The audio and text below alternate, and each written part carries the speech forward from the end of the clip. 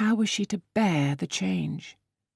It was true that her friend was going only half a mile from them, but Emma was aware that great must be the difference between a Mrs. Weston only half a mile from them and a Miss Taylor in the house.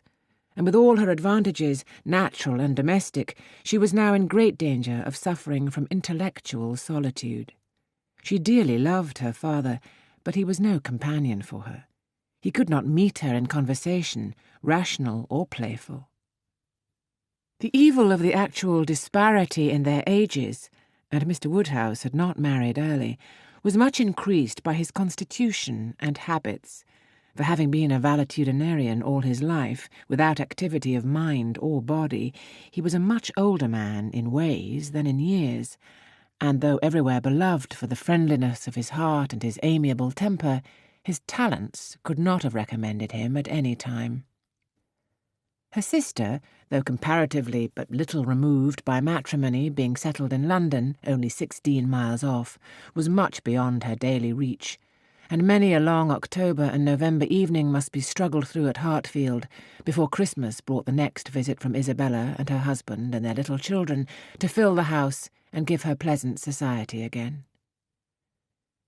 Highbury, the large and populous village, almost amounting to a town, to which Hartfield, in spite of its separate lawn and shrubberies and name, did really belong, afforded her no equals. The Woodhouses were first in consequence there. All looked up to them. She had many acquaintance in the place, for her father was universally civil, but not one among them who could be accepted in lieu of Miss Taylor for even half a day. It was a melancholy change, and Emma could not but sigh over it and wish for impossible things, till her father awoke and made it necessary to be cheerful. His spirits required support. He was a nervous man, easily depressed, fond of everybody that he was used to, and hating to part with them, hating change of every kind.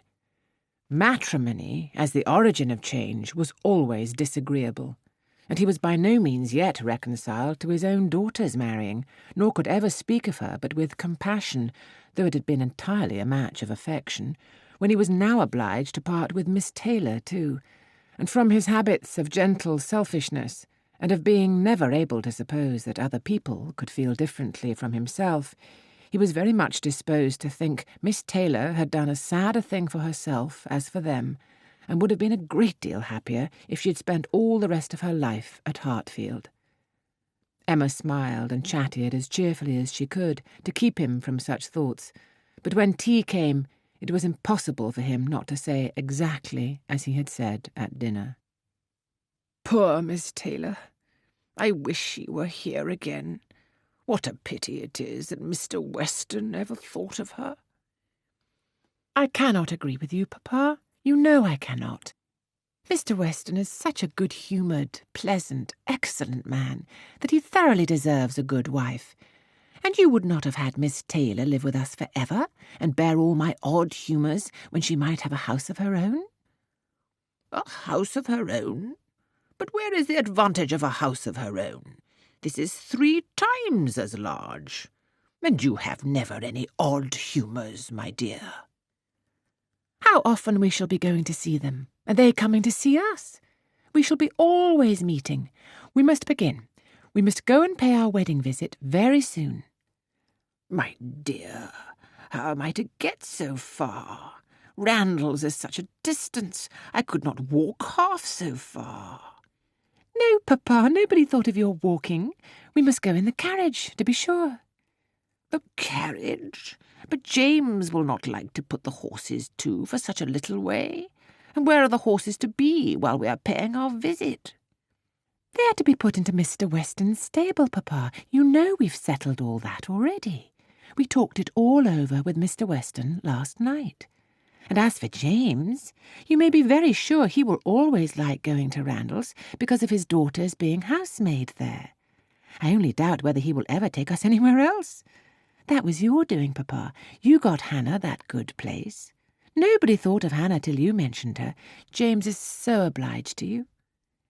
"I am very glad I did think of her. It was very lucky, for I would not have had poor James think himself slighted upon any account, and I'm sure she will make a very good servant.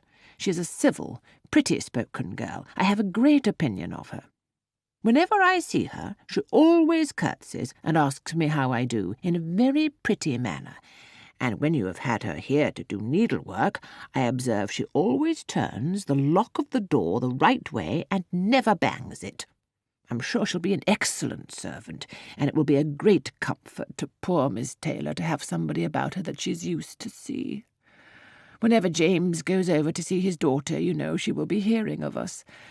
He will be able to tell her how we all are." Emma spared no exertions to maintain this happier flow of ideas, and hoped, by the help of backgammon, to get her father tolerably through the evening, and be attacked by no regrets but her own. The backgammon table was placed, but a visitor, immediately afterwards, walked in and made it unnecessary.